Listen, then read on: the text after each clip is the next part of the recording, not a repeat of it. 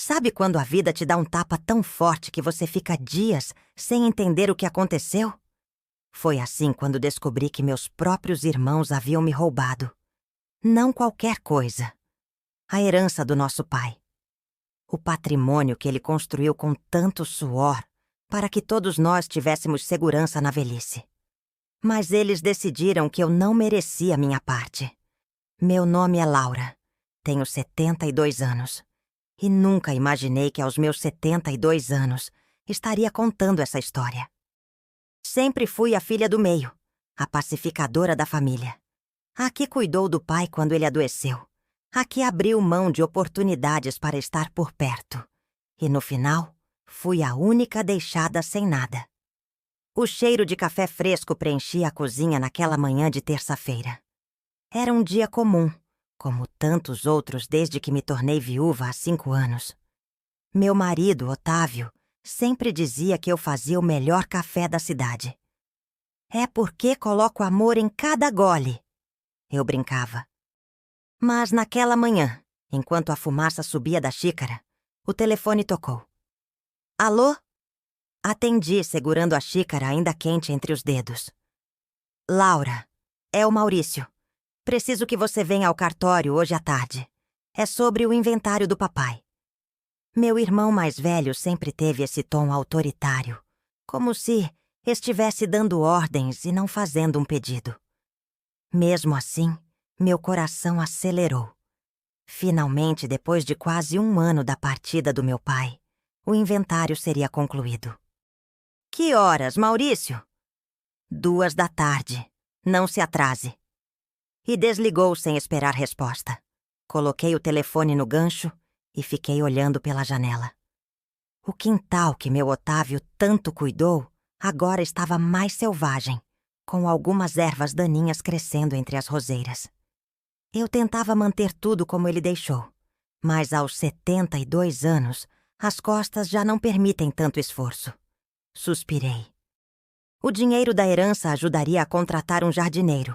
Talvez fazer alguns reparos no telhado antes do próximo inverno. Papai tinha uma pequena fazenda nos arredores da cidade, alguns imóveis alugados no centro e uma conta poupança robusta. Nunca foi rico, mas economizou cada centavo. Para que vocês não passem necessidade quando eu não estiver mais aqui. Ele sempre dizia. Éramos 4 irmãos. Maurício, o mais velho, eu, Walter e Diana, a caçula. Todos já passados dos 60, cada um com sua história, seus acertos e erros. Tomei um banho demorado. Escolhi meu vestido azul marinho, o que uso em ocasiões importantes. E prendi meus cabelos grisalhos em um coque simples. Não sou de vaidades, mas gosto de estar apresentável. Minha neta Patrícia sempre diz que tenho um estilo clássico. Vovó é elegante sem esforço. Ela fala para as amigas, e isso me enche de orgulho. Cheguei ao cartório 20 minutos antes do combinado. O prédio antigo, com suas paredes amareladas pelo tempo, sempre me causou uma sensação estranha. Lugares que guardam histórias, contratos, últimas vontades. Sentei-me na sala de espera, observando as pessoas que entravam e saíam. Casais jovens assinando papéis para sua primeira casa. Idosos como eu resolvendo pendências de uma vida inteira. 15 minutos depois, vi Maurício entrando, seguido por Walter e Diana. Estranhamente, estavam acompanhados de um homem que eu não conhecia, carregando uma pasta preta de couro. Laura, este é o Dr. Wilson, advogado da família. Apresentou Maurício, sem me dar um beijo no rosto como era costume. Advogado da família? Perguntei confusa. Mas nós nunca tivemos um advogado de família. Agora temos, respondeu secamente. Notei algo estranho no ar. Diana evitava meu olhar, brincando nervosamente com as pulseiras que tilintavam em seu pulso. Walter, sempre tão falante, estava calado, olhando para o chão como se contasse os desenhos geométricos do piso de mármore. O tabelião nos chamou para sua sala. Era um homem de meia-idade, careca, com óculos pequenos que escorregavam constantemente pelo nariz. Ele falava em um tom monótono, como quem já viu tantas famílias despedaçadas por dinheiro, que perdeu a capacidade de se surpreender. Vamos dar início à leitura e assinatura do termo de partilha dos bens, deixados pelo falecido João Antônio da Silva. Ele começou, abrindo uma pasta com documentos. O tabelião leu uma série de termos jurídicos que pouco entendi. Meus olhos vagavam pelos rostos dos meus irmãos, tentando decifrar aquela estranha tensão. Foi quando ele chegou à parte da divisão dos bens que tudo começou a ficar claro. A fazenda Bela Vista fica para o herdeiro Maurício da Silva. O apartamento no centro para a herdeira Diana da Silva. Os 2 pontos comerciais para o herdeiro Walter da Silva. Esperei ouvir meu nome, mas o tabelião passou para os detalhes dos valores das contas bancárias, também divididos entre meus 3 irmãos. Senti minha boca secar e um zumbido estranho começou em meus ouvidos. Desculpe, interrompi, minha voz saindo mais fraca do que pretendia. E a minha parte? O silêncio que seguiu foi como um abismo abrindo-se sob meus pés. O tabelião olhou para Maurício, que pigarreou e fez um gesto para o advogado. Dr. Wilson abriu sua pasta e tirou um documento. Senhora Laura, seu pai fez um novo testamento 3 meses antes de falecer, deixando seus bens apenas para seus outros 3 filhos. Ele explicou, colocando o papel à minha frente. Olhei para aquele documento, para a assinatura que mal se parecia com a do meu pai. Um homem que mal conseguia segurar uma colher nos seus últimos meses, quanto mais uma caneta para uma assinatura tão elaborada.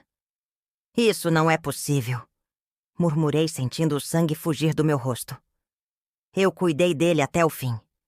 Ele não faria isso. Está tudo legal, Laura, disse Maurício com um tom impaciente. Papai teve suas razões. Que razões? Minha voz saiu mais alta do que o normal. As lágrimas começavam a embaçar minha visão. Que razões ele teria para deserdar justamente quem esteve ao lado dele quando precisou? Diana finalmente levantou os olhos, cheios de uma culpa que ela tentava disfarçar. Você sempre teve seu Otávio, sua casa própria. Ela começou, mas sua voz foi morrendo aos poucos. E vocês acharam que isso era motivo para me deixar sem nada? Minha indignação crescia. Onde estavam vocês quando ele precisava trocar fraldas às 3 da manhã? Quando ele tinha pesadelos e gritava pela mamãe, eu estava lá, eu. O tabelião parecia desconfortável, acostumado a conflitos familiares, mas talvez não a uma senhora de 72 anos tremendo de raiva e dor diante dele.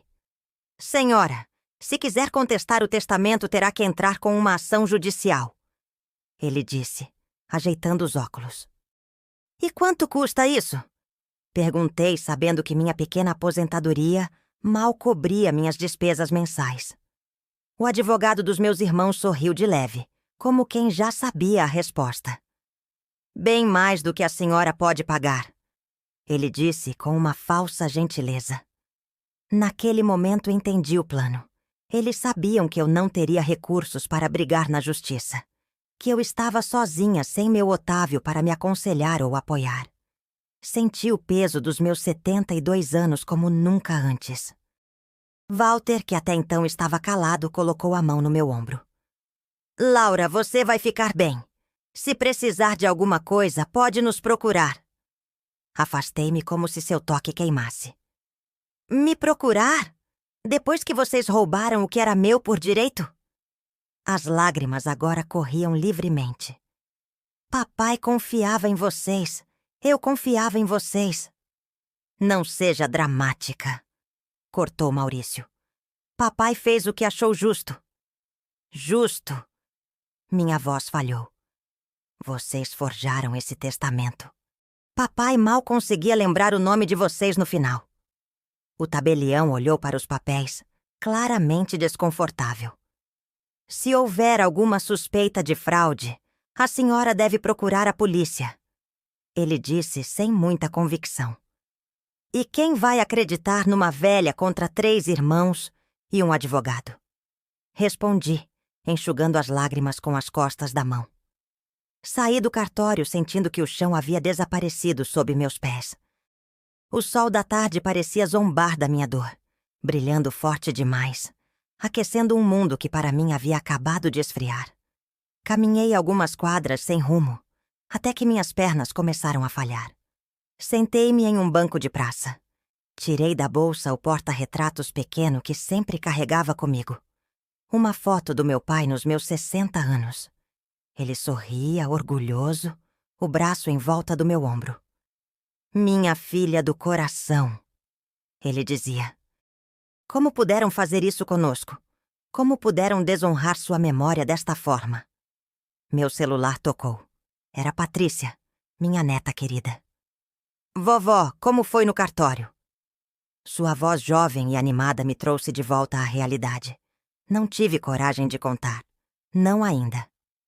Tudo bem, querida. Estou voltando para casa agora. Que bom! Estou indo para aí com o bolo de cenoura que a senhora adora. Vamos comemorar. Comemorar. A palavra ecoou em minha mente como uma piada cruel. O que diria a ela? Como explicaria que seus tios-avós haviam roubado o futuro de sua avó? Claro, meu amor. Estarei esperando. Desliguei o telefone e fiquei olhando para o céu, buscando forças onde não sabia se ainda existiam. Aos 72 anos, eu estava sozinha, traída e sem saber como seguir adiante. Mas algo dentro de mim, talvez a mesma força que me fez cuidar do meu pai até seu último suspiro, dizia que essa história não acabaria assim. Eu encontraria um jeito de lutar pelo que era meu, pelo que era justo. E foi com essa determinação nascendo em meio à dor que me levantei daquele banco de praça e comecei a caminhar para casa, para enfrentar não apenas minha neta e sua expectativa de comemoração, mas o início de uma batalha que eu jamais imaginei ter que travar aos 72 anos contra meu próprio sangue. Abri a porta de casa sentindo o peso do mundo nas costas. O cheiro de lavanda que sempre me trazia conforto agora parecia distante, como se a casa não fosse mais minha. Tirei os sapatos, deixei a bolsa sobre a mesa da entrada e fui direto para o quarto. Precisava me recompor antes que Patrícia chegasse. No espelho do guarda-roupa vi uma mulher que não reconheci de imediato. Olhos vermelhos, rugas mais profundas, um tremor sutil no canto dos lábios. 72 anos e nunca me senti tão vulnerável. Você vai superar isso, disse para meu reflexo, mas minha voz soou fraca até para mim mesma. A campainha tocou. Respirei fundo, passei água no rosto e forcei um sorriso. Patrícia não merecia carregar o peso da minha dor. Vovó! Ela exclamou ao me ver, seus olhos brilhando enquanto erguia uma caixa com o bolo. Trouxe seu favorito! Patrícia era a imagem da juventude e esperança. 26 anos, formada em direito, começando sua carreira. Tão diferente de mim quando tinha sua idade, já casada e com 2 filhos pequenos. Que delícia, querida! Respondi, abraçando-a com força. Ela me olhou com curiosidade enquanto entrava. Aconteceu alguma coisa? A senhora está com uma cara. Como era perspicaz essa menina, igualzinha ao avô. Vamos sentar. Suspirei, desistindo da ideia de esconder. Preciso te contar o que aconteceu no cartório.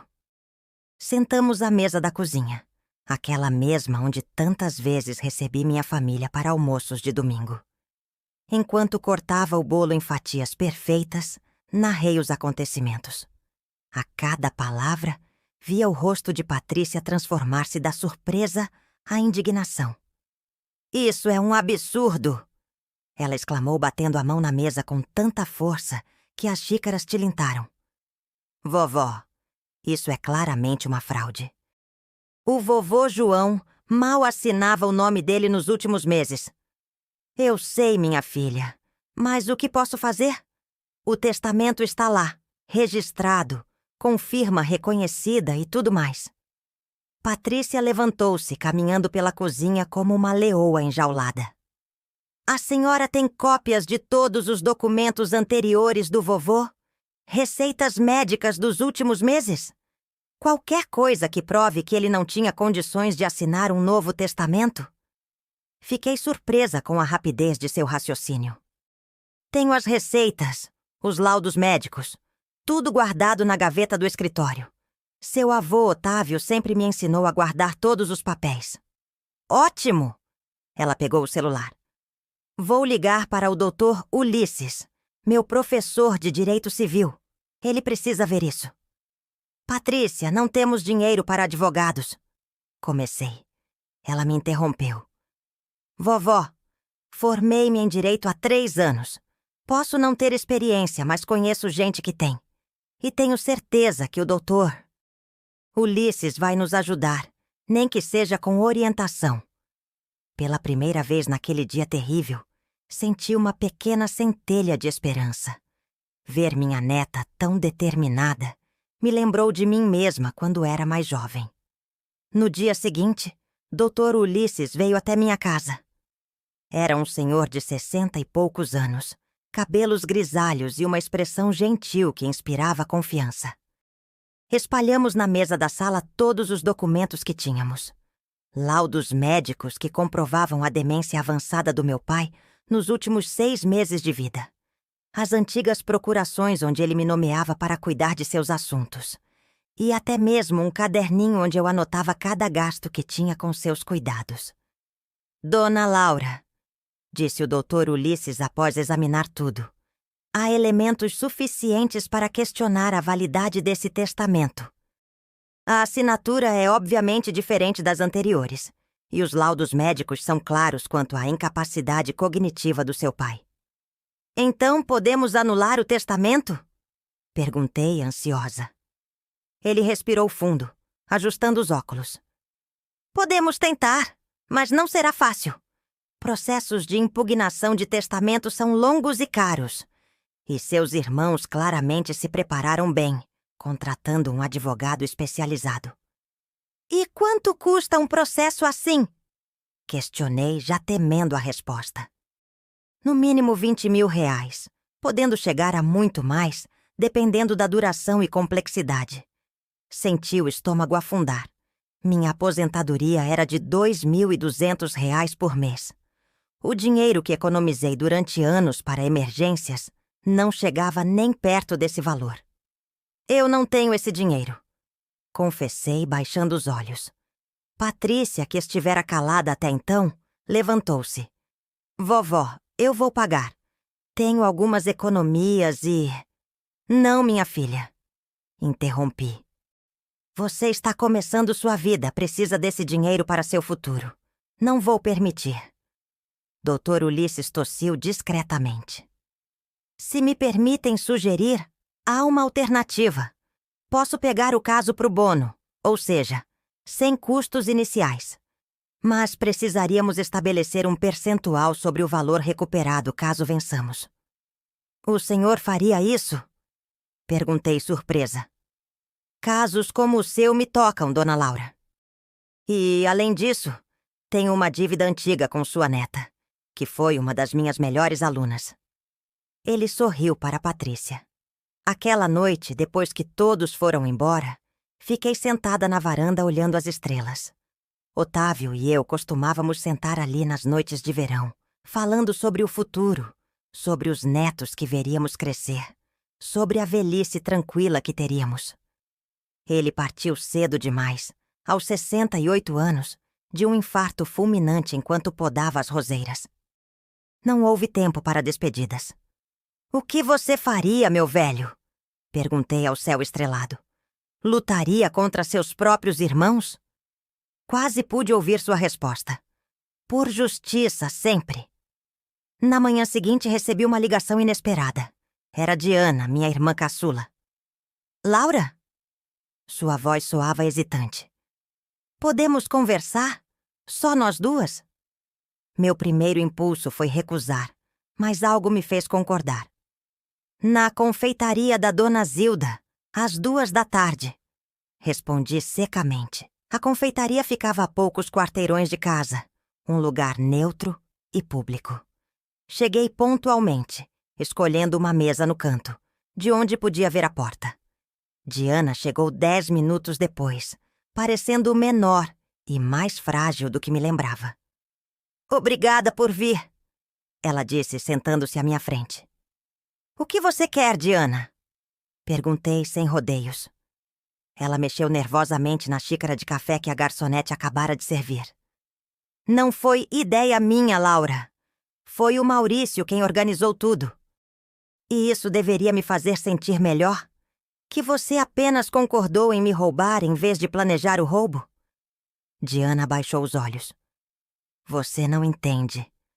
Maurício disse que papai queria assim, que conversou com ele antes. Mentira! Cortei, mais alto do que pretendia. Algumas pessoas nas mesas próximas olharam. Baixei a voz. Papai mal reconhecia vocês nos últimos meses. Como ele poderia expressar uma vontade dessas? Não sei, Laura. Só sei que Maurício apareceu com esse advogado. Disse que papai tinha manifestado o desejo de dividir a herança entre nós 3 porque você já tinha sua casa própria e... E vocês acreditaram? Ou fingiram acreditar porque era conveniente? Diana começou a chorar, baixinho. Tenho medo dele, Laura. Você sabe como ele é. Sempre controlando tudo, intimidando todo mundo. Olhei para minha irmã caçula, que agora parecia tão quebrada quanto eu. Sempre foi a mais frágil, a que cedia às pressões. Mas isso não justificava. Diana, estou entrando com um processo para anular esse testamento. Se você sabe que é fraudulento, pode me ajudar. Pode testemunhar. Ela empalideceu. Não posso ir contra o Maurício. Ele tem coisas contra mim. Que coisas? Empréstimos que fiz com ele. Meu apartamento está como garantia. Se eu falar algo, ele executa as dívidas e fico na rua. Senti uma mistura de pena e raiva. Diana sempre foi financeiramente irresponsável, sempre precisando de resgates. E o Walter? Ele também está endividado com Maurício? Não. Mas Maurício financiou a faculdade de medicina do filho dele. Pagou tudo. As peças começavam a se encaixar. Maurício, sempre calculista, havia se certificado de ter controle sobre os irmãos antes de executar seu plano.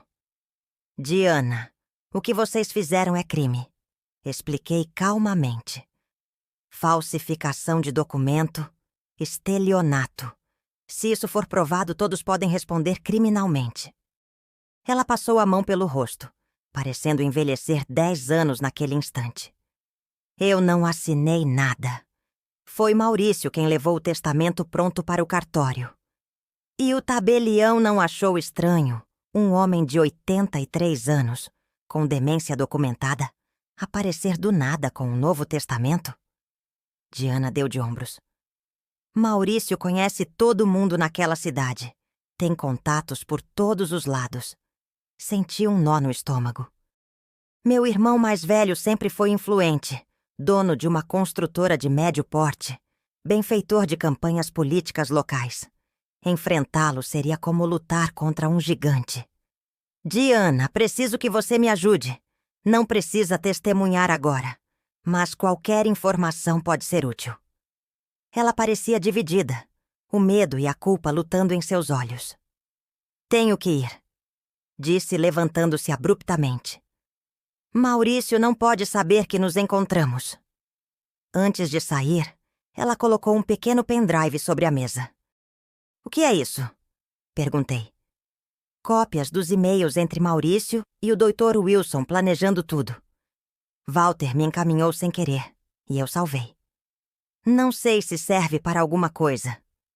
Ela saiu rapidamente, sem olhar para trás, deixando o café intocado e uma conta que acabei pagando.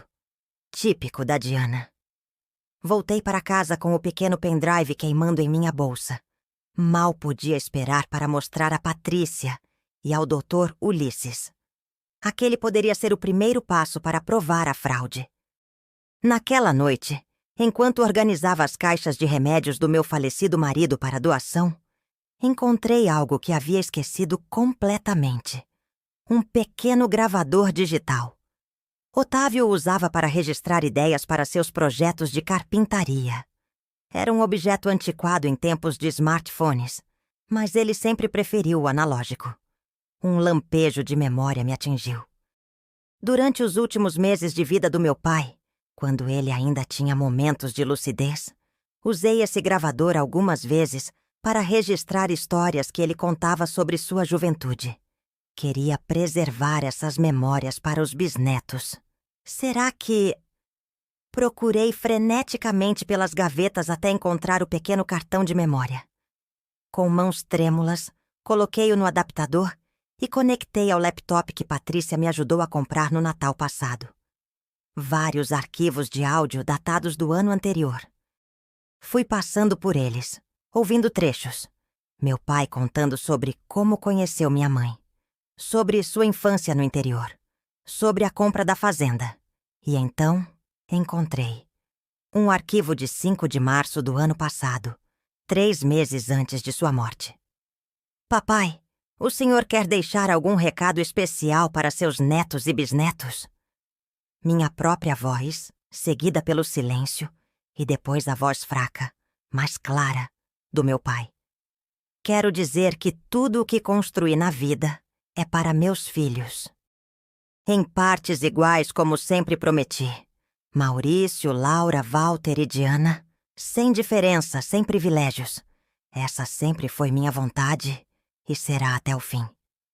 Lágrimas escorriam pelo meu rosto enquanto ouvia essas palavras. Não era um testamento formal, mas era a prova da verdadeira intenção do meu pai.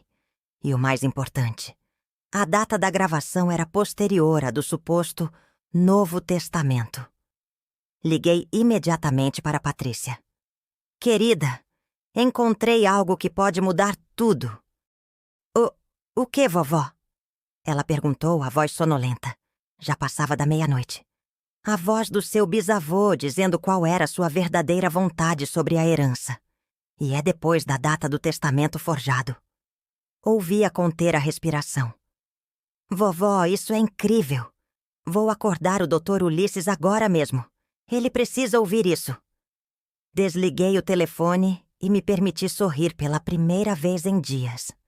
A luta seria longa e difícil, mas agora tinha algo concreto. A voz do meu pai ecoando do passado, como se ele estivesse me ajudando uma última vez. Estava colocando o gravador de volta na caixa quando ouvi um barulho na porta da frente. Olhei o relógio. 1h15 da madrugada. Quem poderia ser? O som de vidro quebrando me alertou. Alguém estava forçando a entrada. Meu coração disparou. Com mãos trêmulas, peguei o telefone para chamar a polícia. Mas antes que pudesse discar, a luz se apagou. Um corte de energia. Coincidência? No escuro, tateei até encontrar o pequeno pendrive e o cartão de memória. Coloquei-os no bolso do roupão e, silenciosamente, me dirigi ao quarto dos fundos. A janela dava para o quintal do vizinho, Quincy. Um rapaz gentil que sempre me ajudava com as compras pesadas. A adrenalina me fez esquecer momentaneamente das dores nas juntas. Abri a janela com cuidado e chamei em voz baixa. Quincy! Quincy, você está aí? Nenhuma resposta. As luzes da casa dele estavam apagadas. Respirei fundo e fiz algo que não imaginava ser capaz aos 72 anos. Subi no parapeito da janela e pulei para o quintal vizinho. A queda não foi graciosa. Caí sobre um canteiro de margaridas e senti uma dor aguda no tornozelo. Mas estava fora de casa. Arrastei-me até a porta dos fundos de Quincy e bati com urgência. Depois de alguns momentos que pareceram eternos, uma luz se acendeu e ele apareceu, sonolento e confuso. Dona Laura? O que aconteceu? Alguém invadiu minha casa. Sussurrei. Chame a polícia, por favor. Enquanto Quincy fazia a ligação, Olhei para minha casa. 2 sombras moviam-se entre as janelas, iluminadas apenas pelos feixes de lanternas. Não conseguia ver rostos, mas tinha uma forte suspeita de quem havia mandado aqueles invasores. A polícia chegou em 15 minutos. Os invasores já haviam fugido, deixando para trás uma casa revirada. Gavetas abertas, armários vasculhados. Até o forro do sofá havia sido rasgado. "A senhora tem ideia do que estavam procurando?" perguntou o jovem policial, anotando meu depoimento. Toquei o bolso do roupão, sentindo o pequeno volume do pendrive e do cartão de memória. "Não faço ideia." Menti. Talvez pensassem que uma senhora idosa tivesse joias ou dinheiro guardado. Não confiava em ninguém naquele momento. Maurício tinha conexões por toda a cidade. Quem garantiria que meu depoimento não chegaria aos seus ouvidos? Depois que a polícia saiu, Quincy insistiu que eu passasse o resto da noite em sua casa. "Minha esposa Zilda e eu ficaremos mais tranquilos, Dona Laura." Aceitei, grata pela bondade daqueles vizinhos. Deitada no sofá-cama da sala deles, com o tornozelo enfaixado e o coração ainda acelerado, tomei uma decisão. A invasão deixara claro que Maurício estava desesperado para encontrar qualquer prova que eu pudesse ter contra ele. O que significava que o pendrive de Diana e a gravação do meu pai eram realmente valiosos. Na manhã seguinte, liguei para Patrícia. "Querida, preciso que venha me buscar. Não posso mais ficar em casa." "Por quê? O que aconteceu, vovó?" Sua voz soou alarmada. "Invadiram minha casa ontem à noite. Estavam procurando as provas." Ela ofegou. "Meu Deus! A senhora está bem? Machucaram a senhora?" "Estou bem. Só tive que pular a janela e torci o tornozelo. Estou na casa dos vizinhos." "Pular a janela? Vovó, a senhora é incrível." Pude ouvir o sorriso em sua voz, apesar da preocupação. "Estou indo agora mesmo. E vou trazer o Dr. Ulisses comigo. Precisamos registrar um boletim de ocorrência mais detalhado." 2 horas depois, Patrícia chegou com o advogado. Entreguei a eles o pendrive e o cartão de memória, relatando tudo o que havia descoberto. Dr. Ulisses ouviu a gravação várias vezes, seu rosto se iluminando a cada repetição. "Dona Laura, isso pode ser decisivo. Junto com os e-mails no pendrive, temos elementos suficientes para entrar com uma ação de anulação do testamento e, possivelmente, uma denúncia criminal por falsificação e estelionato." "E quanto à invasão?" perguntou Patrícia, segurando minha mão com força. "Vamos incluir isso também na denúncia. Mostra o desespero deles, o que fortalece nossa tese." Foi decidido que eu me mudaria temporariamente para o apartamento de Patrícia na capital. Seria mais seguro e ficaria mais próxima do fórum, onde correríamos com o processo. Enquanto arrumava uma pequena mala com o essencial, olhei pela última vez para a casa que compartilhei com Otávio por mais de 40 anos. Cada canto guardava uma memória, uma história. Mas agora era hora de lutar pelo que era meu por direito.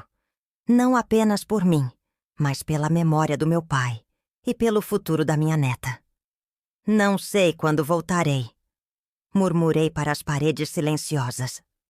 "Mas quando voltar, será com justiça." No caminho para a capital, enquanto Patrícia dirigia, fiquei pensando em como a vida dá voltas. Aos 72 anos, quando deveria estar aproveitando uma aposentadoria tranquila, cuidando de plantas e fazendo tricô, estava no meio de uma batalha contra meus próprios irmãos, fugindo de invasores noturnos e pulando janelas como em um filme de ação. Otávio teria achado graça. Minha velha guerreira. Ele me chamaria com aquele sorriso que iluminava seus olhos.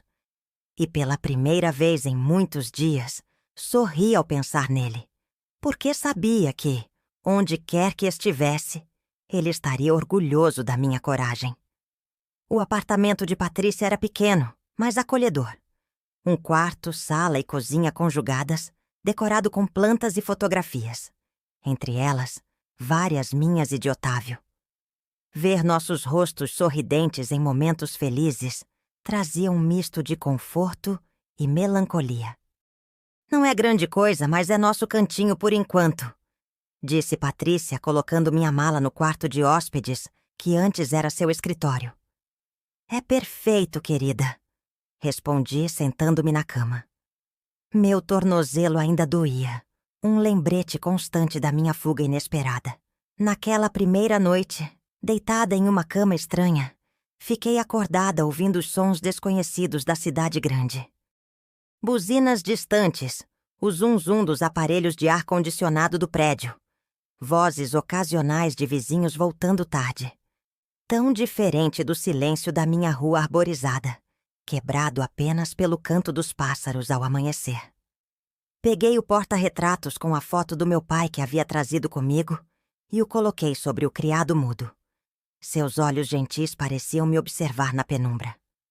Vamos resolver isso, papai, sussurrei. Prometo. Na manhã seguinte, doutor. Ulisses veio ao apartamento para nos atualizar sobre os próximos passos. Trouxe consigo uma jovem advogada, Irene, que seria sua assistente no caso. Entramos com a ação ontem à tarde, explicou ele, espalhando documentos sobre a mesa de jantar.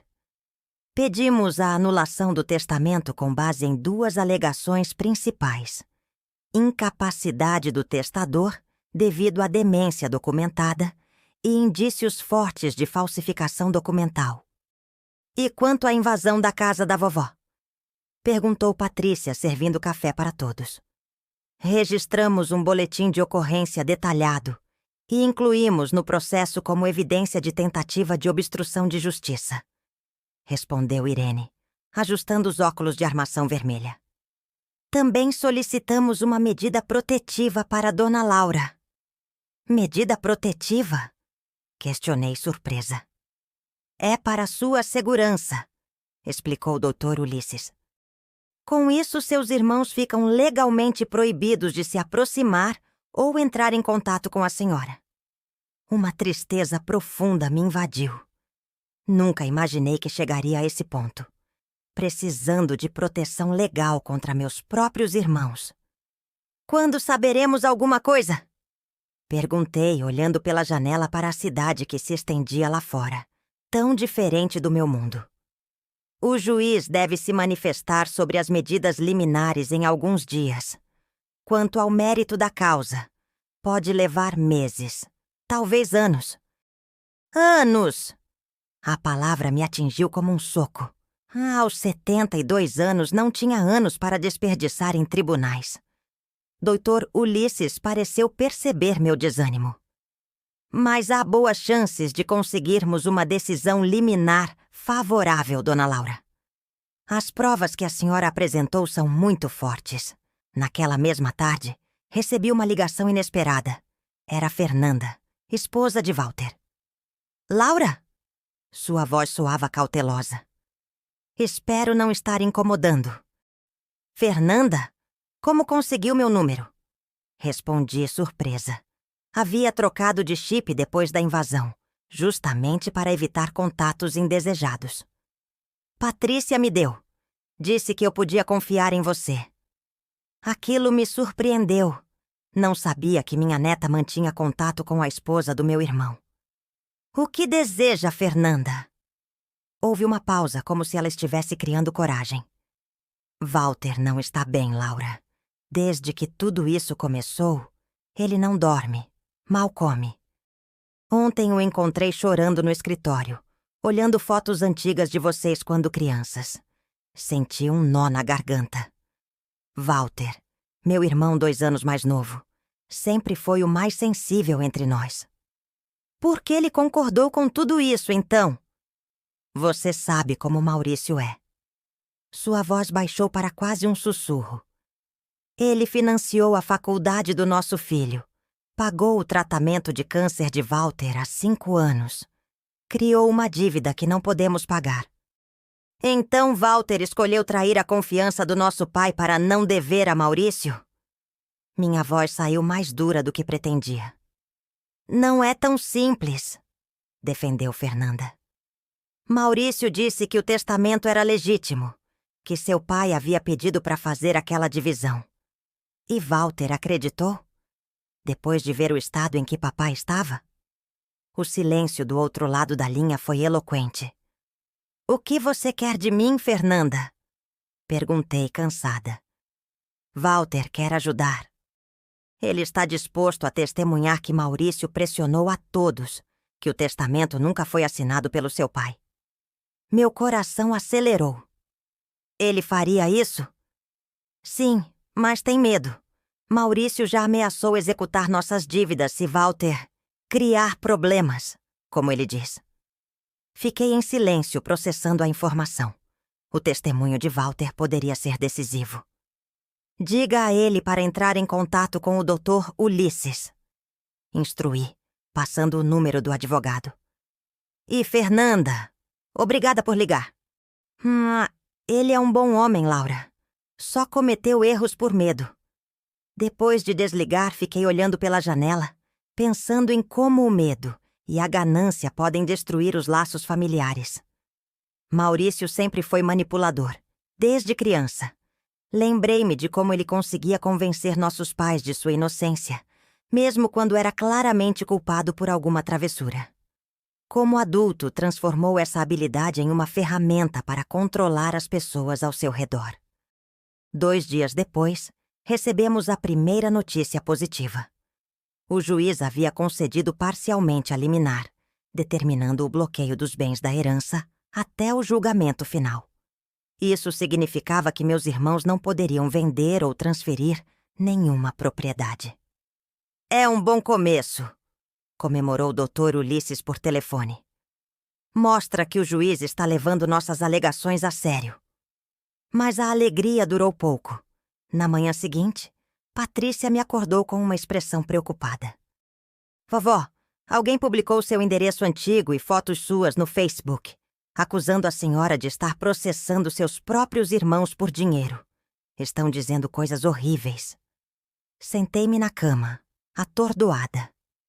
O quê? Quem faria isso? Não sei, a conta é anônima. Mas já tem centenas de compartilhamentos. Pessoas da nossa cidade estão comentando, incluindo alguns amigos da família. Meu estômago revirou. A ideia de ser exposta publicamente, julgada por pessoas que não conheciam a verdade, era nauseante.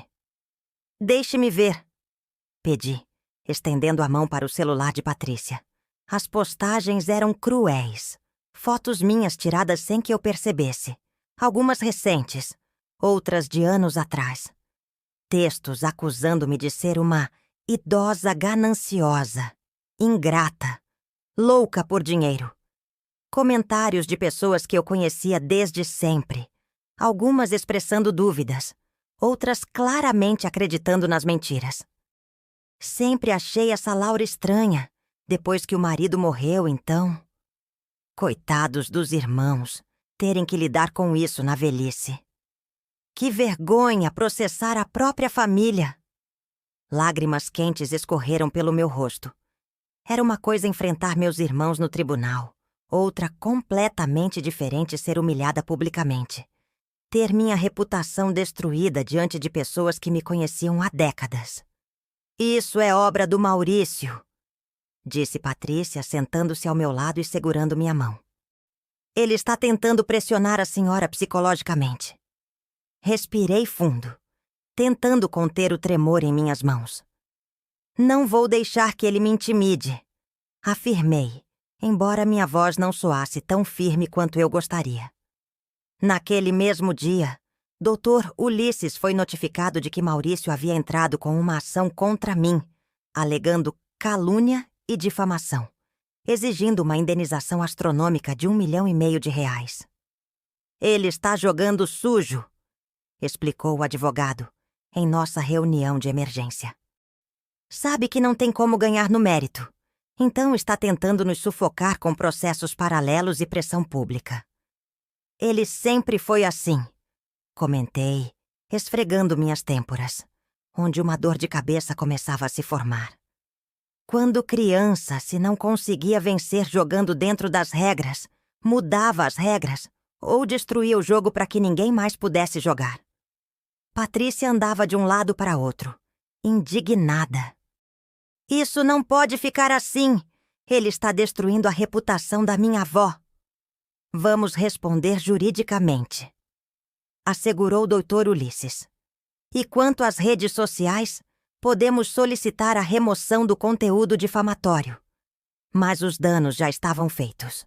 Naquela noite recebi mensagens de várias amigas antigas, algumas questionando, outras simplesmente me informando que não poderíamos mais manter contato.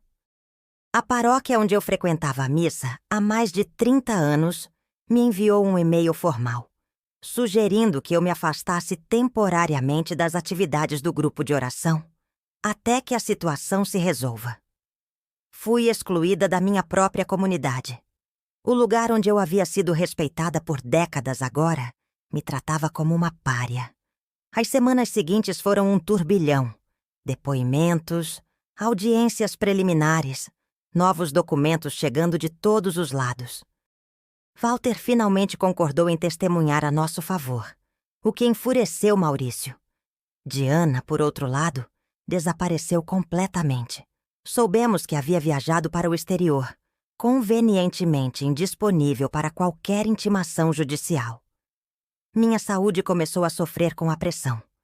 A pressão arterial que sempre mantive sob controle disparou, causando dores de cabeça frequentes e tonturas. Comecei a ter dificuldades para dormir, atormentada por pesadelos onde meu pai me acusava de não proteger seu legado adequadamente.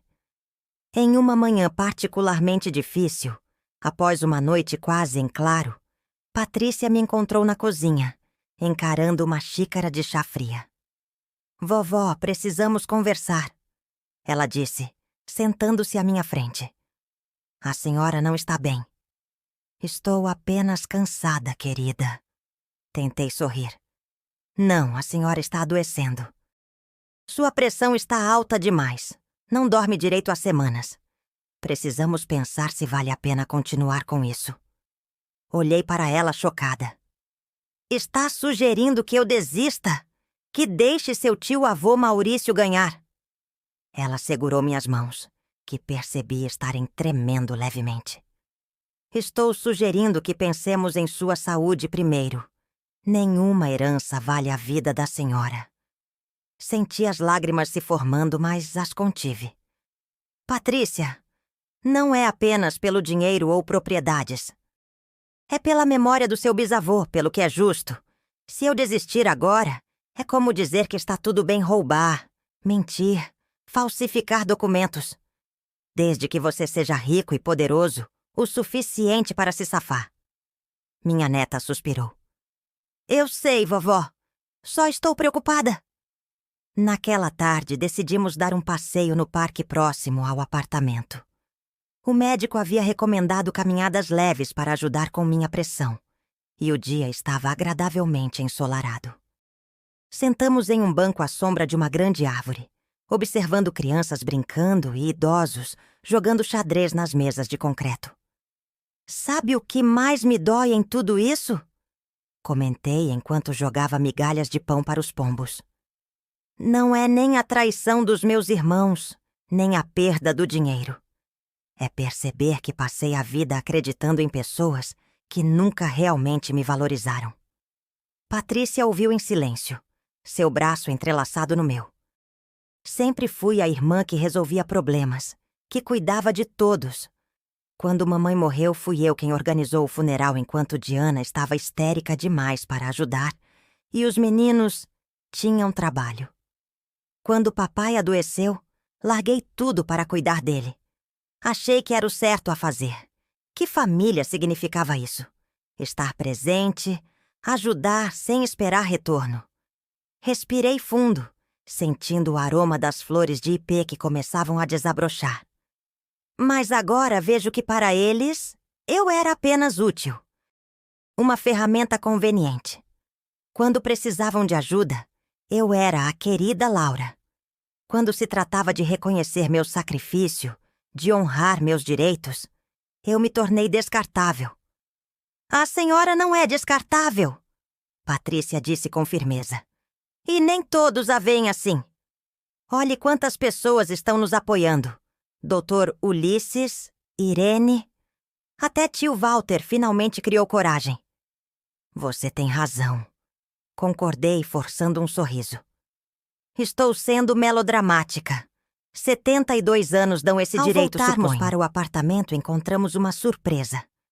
Dona Valesca, minha vizinha de quase 20 anos, estava sentada na escada do prédio, uma sacola de frutas no colo. Laura! Ela exclamou ao me ver, levantando-se com algum esforço. Era alguns anos mais velha que eu, com os cabelos completamente brancos e uma postura ligeiramente curvada. Valesca, como soube onde estou? Perguntei genuinamente surpresa. Quincy me contou. Vim trazer essas frutas do meu quintal e dizer que estamos do seu lado. Estamos? Sim, um grupo de vizinhos e amigos. Vimos aquelas mentiras horríveis na internet, mas não acreditamos nem por um minuto. Conhecemos você há tempo demais para sermos enganados por essas calúnias. Senti as lágrimas voltarem, desta vez sem conseguir contê-las. Obrigada! Foi tudo que consegui dizer enquanto a abraçava. E tem mais, ela continuou, tirando um envelope da bolsa. Juntamos isso para ajudar com as despesas do processo. Não é muito, mas... Abri o envelope encontrando vários cheques e notas de dinheiro, totalizando quase 8.000 reais. Fiquei sem palavras. Não posso aceitar. Pode sim, ela insistiu, fechando minha mão sobre o envelope. Todo mundo contribuiu com o que podia. Seu Quincas do armazém, Dona Larissa da farmácia, até o jovem Bento da oficina. Ninguém acredita que você seria capaz de mentir sobre algo tão sério. Naquela noite, pela primeira vez em semanas, dormi sem pesadelos. Saber que ainda havia pessoas que acreditavam em mim, que me valorizavam pelo que eu realmente era, trouxe um conforto que nenhum remédio poderia proporcionar. Na manhã seguinte, recebi uma ligação de Dr. Ulisses. Sua voz estava mais animada do que nas últimas semanas. Dona Laura, temos uma novidade importante. O perito judicial finalizou a análise da assinatura do testamento e concluiu que é, com 99% de certeza, uma falsificação. Senti uma onda de alívio percorrer meu corpo. Isso significa... Significa que temos agora uma prova técnica, oficial, de que houve fraude. Isso fortalece imensamente nosso caso. A esperança, que havia se tornado um visitante raro nas últimas semanas, voltou a florescer. Talvez a justiça realmente pudesse prevalecer contra o poder e o dinheiro. Mas Maurício ainda tinha mais um golpe guardado. Naquela mesma tarde, enquanto estávamos comemorando discretamente a notícia do perito com um chá especial, Patrícia recebeu uma ligação que a deixou pálida. O que houve? Perguntei, vendo sua expressão mudar. Ela desligou o telefone com mãos trêmulas. Era meu chefe. Fui demitida. O quê? Mas por quê? Você é uma excelente advogada. Ela engoliu em seco. Aparentemente, o escritório acaba de assumir um novo cliente, a construtora do seu irmão Maurício. E eles consideram que há um conflito de interesses em me manter no quadro de funcionários. A raiva que senti naquele momento foi tão intensa que pensei que poderia adoecer fisicamente. Ele está tentando nos arruinar por todos os lados, murmurei, sentindo as mãos tremerem. Não vai conseguir, Patrícia afirmou, embora pudesse ver o medo em seus olhos. Encontrarei outro emprego. Temos economias para alguns meses. Mas eu sabia que a situação era mais grave do que ela admitia. O aluguel do apartamento, as despesas do processo, meus remédios que haviam se multiplicado nas últimas semanas. Nossas reservas não durariam muito. Naquela noite não consegui dormir. Fiquei na sala, olhando pela janela para as luzes da cidade, pensando em como Maurício parecia sempre estar um passo à frente. Como ele conseguia prever e bloquear cada movimento nosso. Era como se... E então, uma ideia terrível me ocorreu. Levantei-me e fui até minha bolsa, pegando o celular que Patrícia havia me dado. Era um aparelho simples, apenas para emergências, já que nunca fui muito adepta de tecnologia. Olhei para ele, relembrando quando o havia recebido. Foi logo após a invasão da minha casa, quando troquei de número. Patrícia o comprou para mim. Mas antes disso... Meu Deus! Sussurrei, lembrando que no dia anterior à invasão, havia recebido uma ligação estranha no meu celular antigo. Um suposto técnico da operadora, dizendo que precisava verificar alguns dados para evitar a suspensão da linha. Corri até o quarto de Patrícia, batendo de leve na porta. Querida, desculpe acordá-la, mas é importante. Ela abriu, sonolenta e confusa. O que foi, vovó? Acho que sei como Maurício sempre sabe o que estamos planejando. Meu celular antigo deve ter sido hackeado antes da invasão. E talvez esse novo também. Patrícia arregalou os olhos, subitamente desperta. É possível. Ele tem dinheiro para contratar esse tipo de serviço. Na manhã seguinte, Dr. Ulisses trouxe um especialista em segurança digital para verificar nossos aparelhos. A confirmação veio rápida. Tanto o meu celular antigo quanto o novo tinham spywares instalados, programas que permitiam acesso remoto a tudo, conversas, e-mails, até mesmo para ativar o microfone e ouvir conversas ao vivo. Isso é crime, afirmou o especialista. Um rapaz jovem com piercings no rosto que contrastavam com sua expressão séria. Invasão de privacidade, interceptação ilegal de comunicações. Dr. Ulisses parecia extático. Isso é exatamente o que precisávamos. Vamos denunciar a polícia imediatamente e incluir no processo. Mostra não apenas má-fé, mas conduta criminosa. Eu deveria estar feliz com aquela reviravolta, mas sentia apenas um cansaço profundo. Cada nova batalha, cada nova revelação de até onde Maurício estava disposto a ir, me esgotava um pouco mais. Naquela noite, enquanto preparava um chá na cozinha, senti uma dor aguda no peito que se irradiava para o braço esquerdo. A xícara que segurava caiu, estilhaçando-se no chão. Tentei chamar por Patrícia, mas minha voz saiu fraca demais. O mundo começou a escurecer nas bordas, e a última coisa que ouvi foi o som distante da porta do apartamento se abrindo e a voz de minha neta chamando meu nome. Acordei em uma cama de hospital, o bip monótono de monitores ao fundo, o cheiro característico de antisséptico no ar.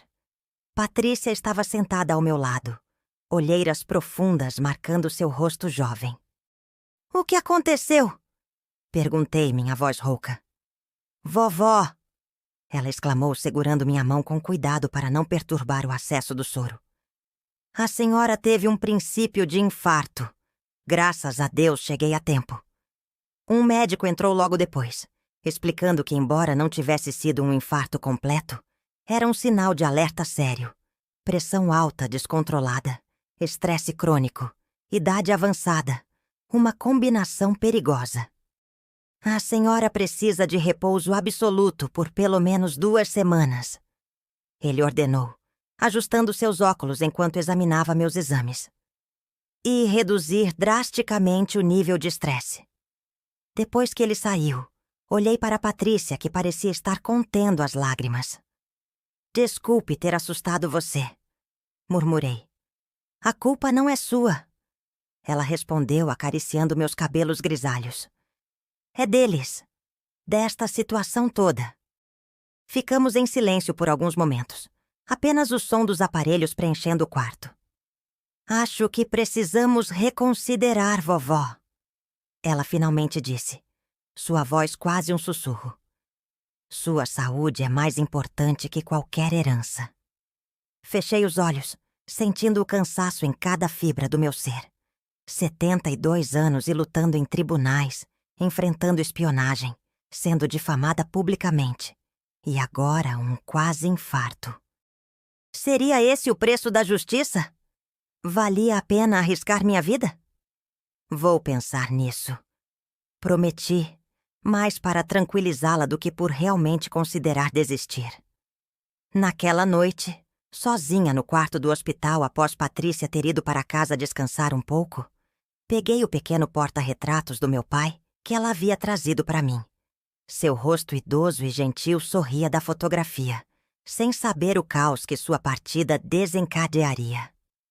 "O que devo fazer, papai?" perguntei em voz baixa. "Continuar lutando mesmo que isso me custe a saúde e talvez a vida? Ou aceitar a derrota, deixar que o mal triunfe, para preservar o que me resta de dias?" Não esperava uma resposta, claro. Mas ao olhar para aquela fotografia, lembrei-me de algo que meu pai costumava dizer nos tempos difíceis, quando a seca ameaçava a fazenda ou quando as contas pareciam impossíveis de pagar. "A vida não é justa por natureza, Laura. A justiça é algo que construímos com nossas ações, mesmo quando parece impossível." Adormeci segurando aquele porta-retratos, minha decisão já tomada no fundo do coração, embora eu ainda não estivesse pronta para admiti-la. Na manhã seguinte, recebi uma visita inesperada. Quando a porta do quarto se abriu, pensei que seria Patrícia ou a enfermeira. Em vez disso, vi o rosto envelhecido e preocupado do meu irmão Walter. "Walter?" Minha voz saiu mais fraca do que pretendia, a surpresa evidente em meu rosto. Meu irmão parecia ter envelhecido 10 anos desde a última vez que o vi. Cabelos mais ralos, postura curvada, olheiras profundas. Segurava um pequeno buquê de margaridas, minhas flores favoritas desde a infância. "Oi, Laura", ele disse, hesitando na porta. "Posso entrar?" Assenti, tentando me ajeitar na cama hospitalar. "Como soube que estou aqui?" "Fernanda e Patrícia têm conversado bastante." Ele colocou as flores na mesa ao lado e sentou-se na cadeira de visitas, parecendo desconfortável. "Quando soube do que aconteceu, precisei vir." Ficamos em silêncio por alguns momentos. Anos de mágoas e traições pairando entre nós como uma cortina invisível. "Por que, Walter?" Finalmente perguntei, a pergunta que me consumia há meses. "Por que concordou com aquilo?" Ele baixou os olhos, as mãos enrugadas torcendo-se nervosamente. "Medo, no começo. Maurício sempre soube como nos controlar. Depois, vergonha. Vergonha demais para admitir o que tínhamos feito." "E agora?" "Agora?" Ele levantou o olhar e vi lágrimas se formando. "Agora estou aqui porque quase perdi minha irmã sem ter a chance de pedir perdão." Sua voz falhou na última palavra e vi algo romper-se dentro dele. Aquele homem de 70 anos, meu irmão caçula que sempre fora tão forte, desabou em lágrimas diante de mim. "Fui um covarde, Laura. Deixei que Maurício ditasse tudo. Acreditei em suas mentiras porque era conveniente. Papai ficaria tão decepcionado comigo." Apesar de tudo, senti meu coração apertar-se ao vê-lo assim. Estendi a mão e toquei seu braço. "Ele teria te perdoado, Walter. Como eu vou te perdoar?" Ele levantou o rosto surpreso. "Depois de tudo o que fizemos?" "O perdão não significa que o que vocês fizeram foi certo. Significa que escolho não deixar que isso me destrua." Walter enxugou as lágrimas com um lenço surrado. "Vim trazer mais do que um pedido de desculpas, Laura. Trouxe provas." De dentro do casaco, tirou um envelope marrom. "São e-mails entre Maurício e o tabelião, de antes da morte do papai. Ele estava planejando tudo há meses." Peguei o envelope com mãos trêmulas. "Como conseguiu isso?" "Maurício sempre me usou para questões de informática. Configurei o e-mail dele, as senhas. Ele nunca imaginou que eu pudesse acessar." Olhei para aquele envelope sentindo seu peso. Não físico, mas o que representava. Por que está me dando isso agora? Porque quase te perdi, Laura. Sua voz embargou novamente. E porque não quero mais viver com esse peso na consciência. Diana sumiu. Fugiu para o exterior. Mas eu não posso mais. Vou testemunhar. Contar tudo o que sei. Não importa o que Maurício faça. Naquele momento, olhando para meu irmão quebrado pela culpa, entendi algo fundamental.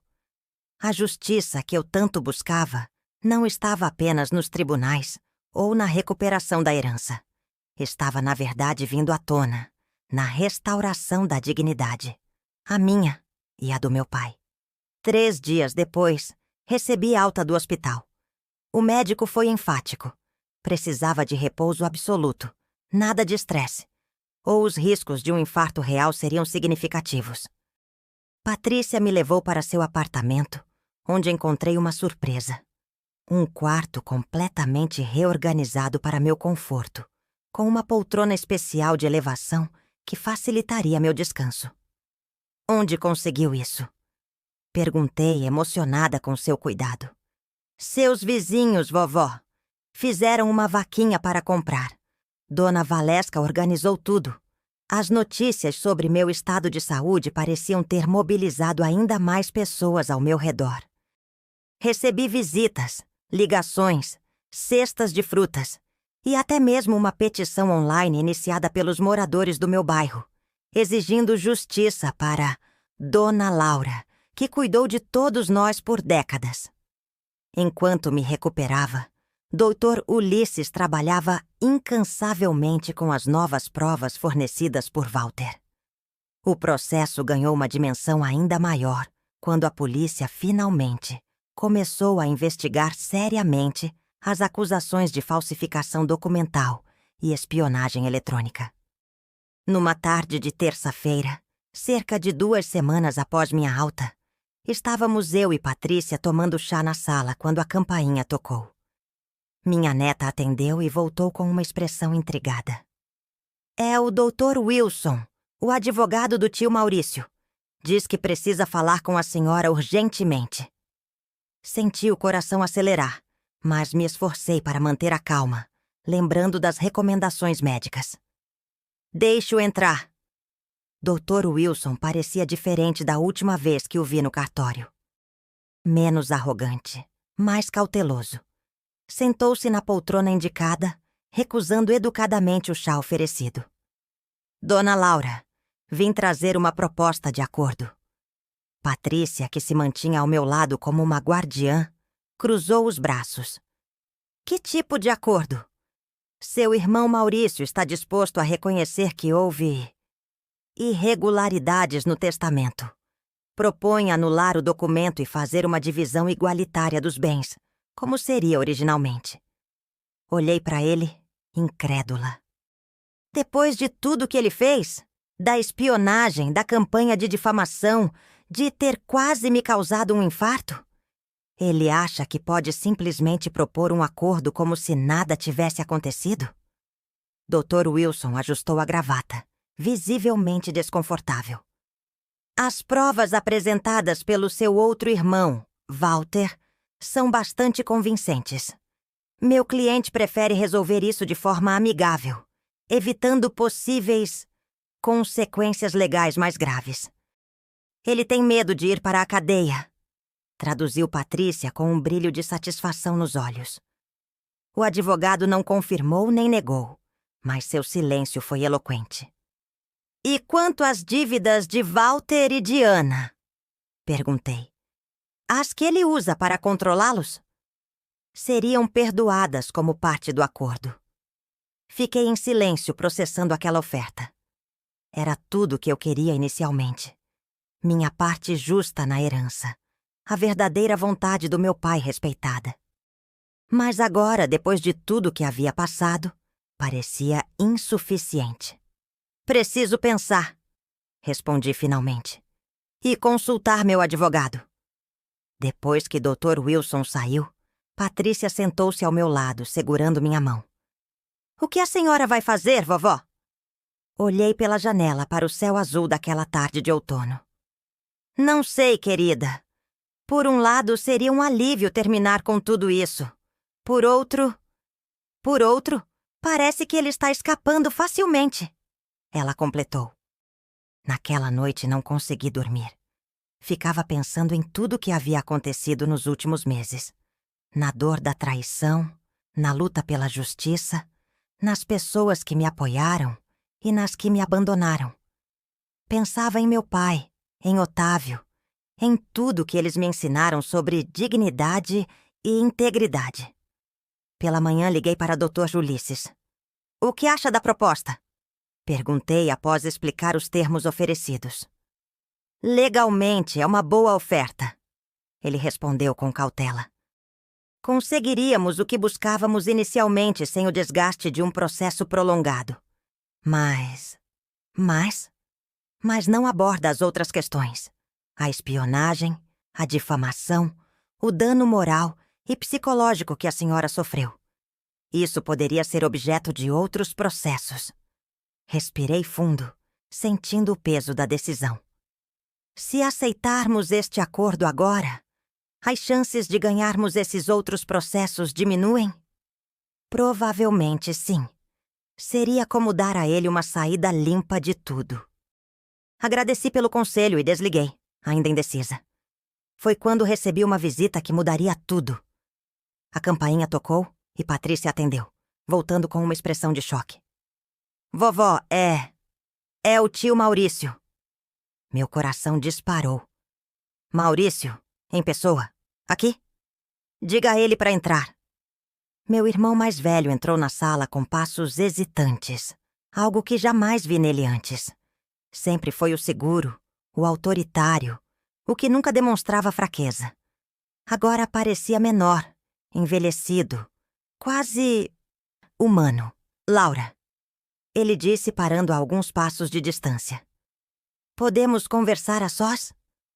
Olhei para Patrícia, que claramente não queria me deixar sozinha com ele.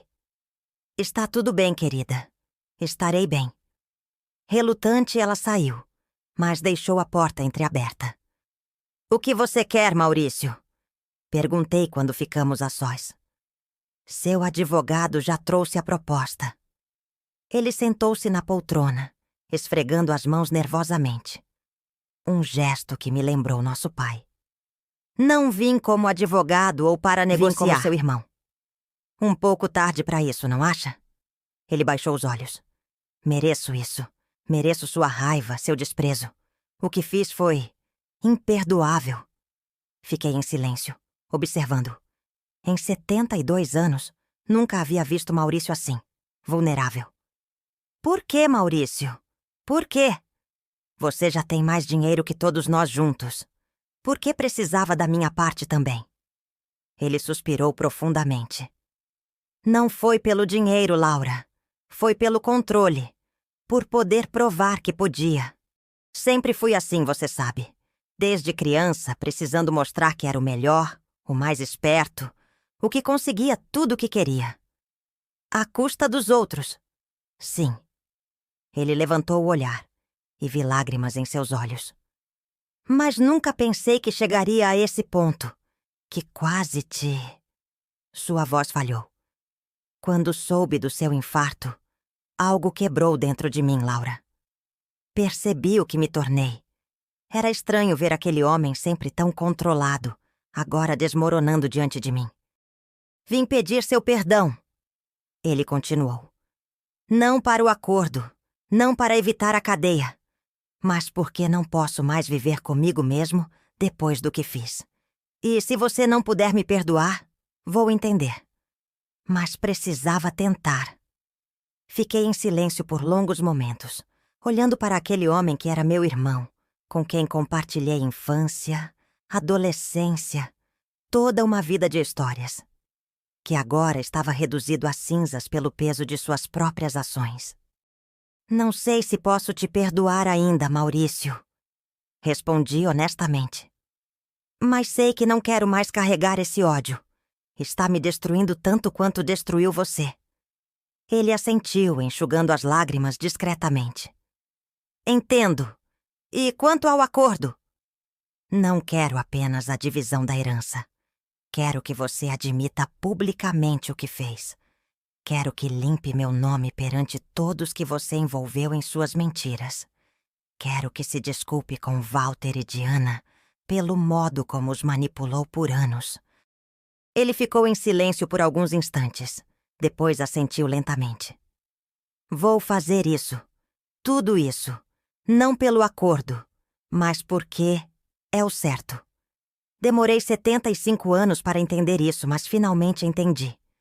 3 semanas depois, estávamos todos reunidos no mesmo cartório onde tudo começou. Eu, Maurício, Walter e até mesmo Diana, que havia retornado do exterior após saber dos acontecimentos. Dr. Ulisses ao meu lado, Dr. Wilson ao lado de Maurício. O mesmo tabelião, agora muito mais cauteloso e respeitoso. Um novo documento foi assinado, anulando o testamento fraudulento e estabelecendo a divisão igualitária dos bens, conforme a verdadeira vontade do nosso pai.